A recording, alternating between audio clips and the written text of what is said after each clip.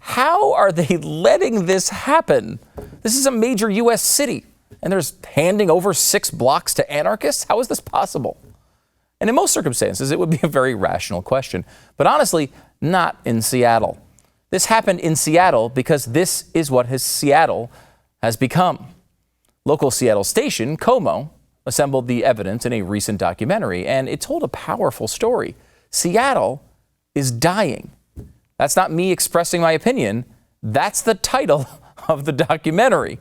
And yes, that sounds bad, but it's probably better than the name of the Facebook page started by resident Richard Patton. Richard started a Facebook page called Seattle Looks Like Shit. It's not meant to be funny. It's meant to be sad. Pictures speak for themselves. I started grabbing a few photographs in the area, posting those, and the name of the site, as I would drive around, look, I just say to myself, Seattle looks like shit. We're fed up with it. I was fed up with it. That's why I started the page.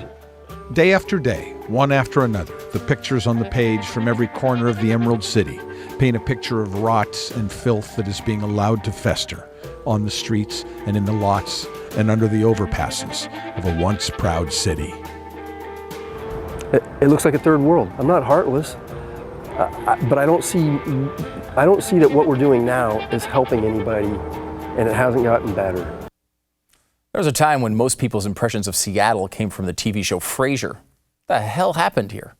Well, an experiment happened. An experiment that a good chunk of the country is now asking us to expand.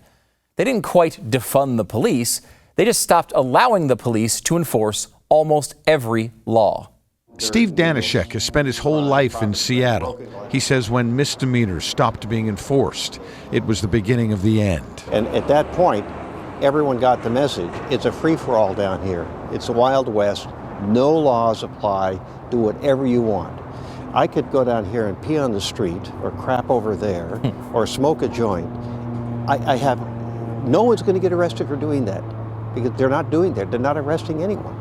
If I was a city council member, I might say, well, we're overwhelmed. We've got this homeless epidemic. No. The city council is not overwhelmed by anything. The city council are idiots.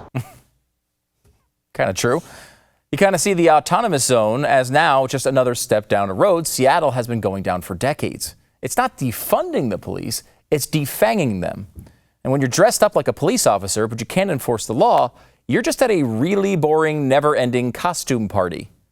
And when officers were invited to anonymously express their opinions, they left with a distinct impression. They're pissed off.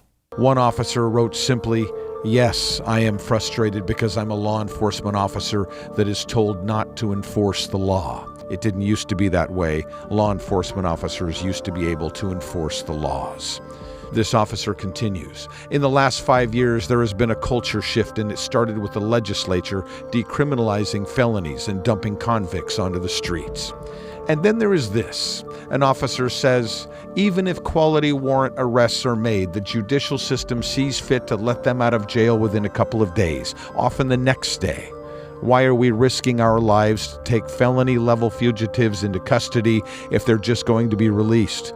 Prosecutor's office and judges alike seem to be drinking all the Kool-Aid, causing a huge disconnect and a broken system with absolutely no teeth." Sound familiar? Remember, this is all long before CHAZ was even a thought. But their comments made the whole city sound like an autonomous zone. Dirty, crime-riddled, terrifying for law-abiding citizens, and quite honestly, sad. Scott Lindsay had a theory that a lot of this crime was being committed by the same people over and over and over again. He found that 100 people had committed dozens and dozens of crimes each, and still were consistently let out of jail anyway.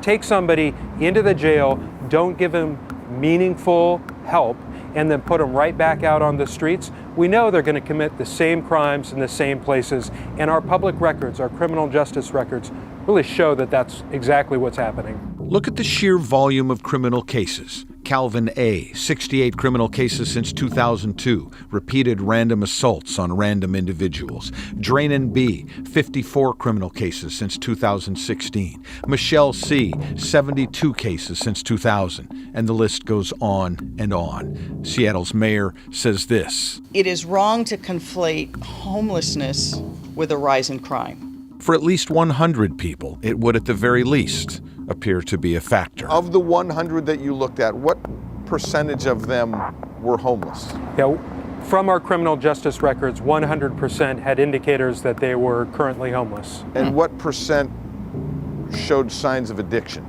Yeah, 100% also showed signs of a substance use disorder. Just 100%. So what happens when you have a massive homeless problem combined with a massive drug problem combined with cops who can't enforce the law? Well, eventually, CHAZ happens. But before that, the criminal population of a city slowly begins to realize that mommy and daddy are no longer watching, and they can get away with anything, even on camera. Do you steal for your habit? I actually just started stealing last Monday. I started stealing, and oh my God, dude. That was one of the hardest sacrifices, is to like do unrighteous things in front of my dudes. Travis, just relax. Travis, do you want to smoke? Travis, you want to smoke or a candy bar? No! But Will you continue to do that? oh, I'm having a blast now. It is so much fun. What should the system do with a guy like you? I think that this system has done what any viable, legitimate system would, and they've really like exalted me and like shown deference and love towards me. Back the f*** up! I want to see you pick it up with your mouth, though. Remember when you caught it with your toes? And like, I don't feel like I'll ever be arrested again. I haven't been in jail for like a year and 3 months or so, you know? So a change like that, responding to big change, definitely shows that I have conquered the criminal justice system. Remember, the media is siding with people like that over the police. He conquered the criminal justice system. Does that sound at all like CHAZ to you? I mean, what's the difference? CHAZ tells people in advance they can't be punished, but the years and years of experimentation with this philosophy of degrading the police force sent the same message. That message was received by insane and sick people like Travis, and it left the cops with an impossible job: to show up every day, collect a paycheck, and be told over and over again you're not allowed to make things better, while you yourself are putting yourself in extreme danger. Como in Seattle interviewed an officer named Todd Wiebke. For years, he wrote a blog about his struggles as an officer, but with an optimistic tone. You know, if we keep pushing forward, we can turn the city around. And then one day this past October, Todd Wiebke was told by one superior to impound an RV and clean up the spot. And when he did it, another superior scolded him for doing so because of new protocol. He had a bellyful, and he walked into HR, and he quit. Retired, just like that. I feel like I abandoned the ship, that I walked away, and I did, because I couldn't do it anymore. It was just, the bureaucracy built up to the point where I felt like I was no longer necessary as a police officer, that the system had a different idea of how they wanted to handle it, and I was an appendix. I needed to be gone, so I'm gone. Ask anyone. They'll tell you this was a good cop, the kind we want out there, the kind we need. But I will tell you that there is no morale. There's a love for the job. He says the drugs, the camps, the theft, the rot, and the disgrace of it all don't have to destroy Seattle. They're being allowed to. Everybody's trying to do the right thing. It's just coming out wrong. Listen to these next words carefully. Let them sink in. I've said it before, and I'll say it again, that the only thing I can equate it to is we're running a concentration camp without barbed wire, up to and including the medical experiment of poisoning these people with drugs. I don't know how else to put it, and it's infuriating. I'm curious how the left thinks this is going to work out. First, you complain about the bad cops. Then you make the life miserable for the good ones. And then the good ones leave, so all you have left are the bad cops. If you're lucky, Some good officers will stick around out of a sense of duty for a while, but a human being can only take so much. Some of this just makes your city look and smell awful. And some of it looks like it's straight out of Reno 911. But unfortunately, it can get a lot worse. Police say that on July 20th of 2017, this man, Louis Arby III, 41 years old, removed the screen from a woman's window at an assisted living facility in SeaTac and crawled in.